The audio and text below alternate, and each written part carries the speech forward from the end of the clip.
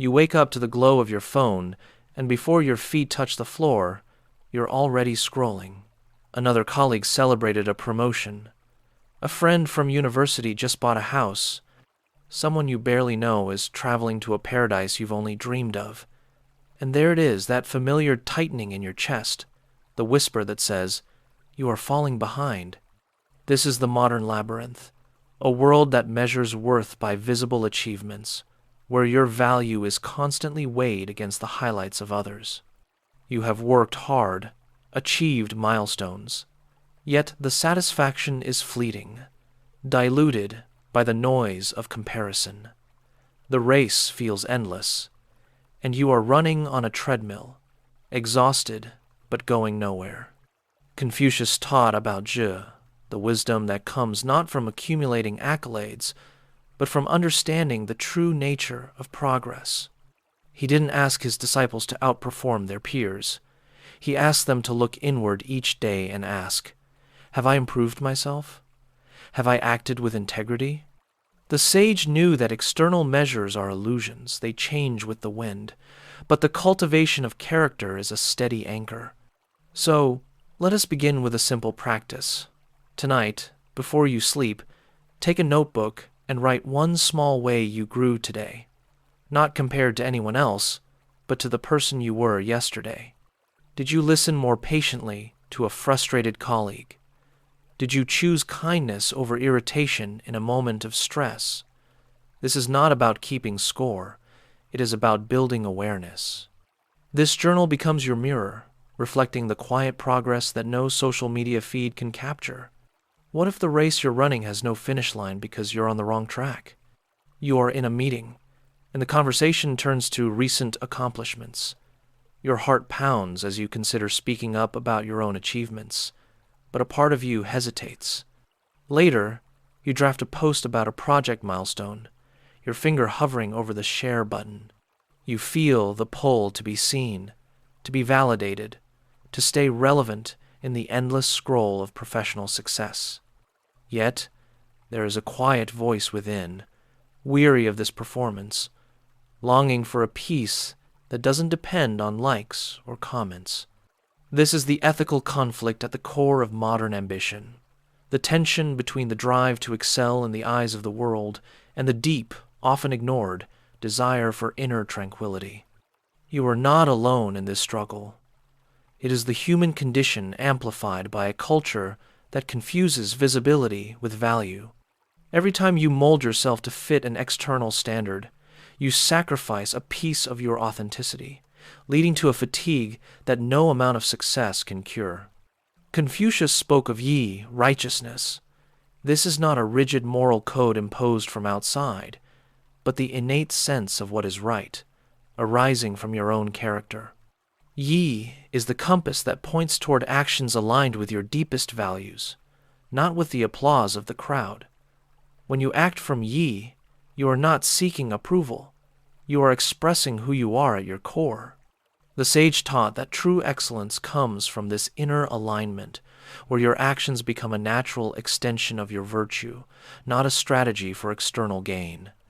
In the silence of your conscience, you already know the difference between an act that builds lasting character and one that merely burns brightly for a moment. So, how do you cultivate this in daily life? Begin with a practice of ethical discernment. Before making a decision, whether it's sharing an achievement, taking on a new project, or even in a conversation, pause and ask yourself, does this action build the character I wish to have, or is it primarily to impress others? This simple question creates a space between impulse and action, allowing you to choose based on integrity rather than insecurity. It transforms ambition from a frantic race into a purposeful journey. Each time you choose integrity, you strengthen the muscle of your character, and the noise of comparison begins to fade. The world shouts, "Be seen." Wisdom whispers, "Be substantial." There comes a moment perhaps in the quiet early morning, or during a walk without your phone when the mental spreadsheet of comparison suddenly feels absurd. You notice how your envy of a colleague's success only clouded your own creativity, how the constant measuring against others has been draining your energy, not fueling it. This isn't a moment of failure, but of awakening, the beginning of a profound shift from external competition to internal cultivation. This is where the Confucian ideal of the Junzi, the noble person, becomes your guide. The Junzi does not race against others. They understand that true excellence is the continuous polishing of one's own character. Like a gardener tending a unique plant, they focus on providing the right conditions for growth, not on comparing their blooms to those in other gardens. The Junzi's competition is with their own limitations, their own yesterday's self. Their strength comes from the discipline of daily practice, not from the fleeting thrill of victory over others. So how do we embody this in our modern lives? Through a practice of compassionate self-assessment. Once a week, set aside 20 minutes of quiet reflection. Look back at the past 7 days and consider not what you achieved, but how you grew in specific qualities.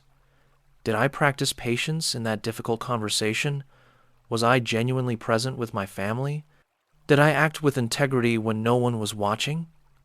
The goal is not to judge yourself, but to observe with gentle honesty to see where you've grown and where you can gently redirect your attention. This ritual transforms the abstract concept of self-improvement into a tangible, living process. It shifts your focus from, "Am I winning?" to, "Am I becoming?" The only competitor who truly matters is the person you were yesterday.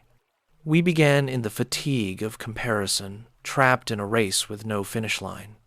We moved through the ethical conflict between ambition and peace, learning to discern the voice of integrity from the noise of external validation.